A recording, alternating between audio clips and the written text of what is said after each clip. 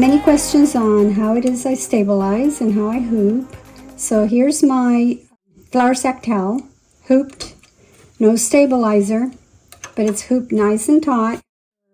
So starch press until it's nice and stiff. Then I hoop it and pull it taut, pull the slack from the edges. I bring it over to the machine,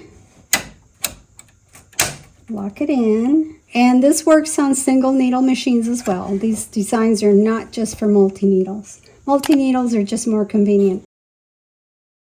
But I still have a single needle machine.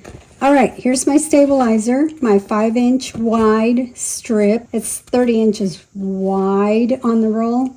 And then I just cut the strips 5 inches wide for the 4x4 hoop because that fits edge to edge almost, and it'll cover enough for a 4x4 design. Okay, so I just lift my hoop very gently, and depending on your fabric, you can sometimes see right through.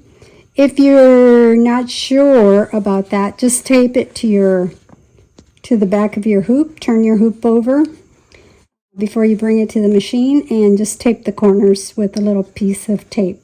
Just make sure nothing is going to stick to the bed of the machine. You don't want that to happen. But you can just tape it at the corners to keep it in place so you don't have to slide it under at the machine. Especially if you have a single needle, because then you have this flat bed. I happen to have this free arm under the machine, so it makes it easier.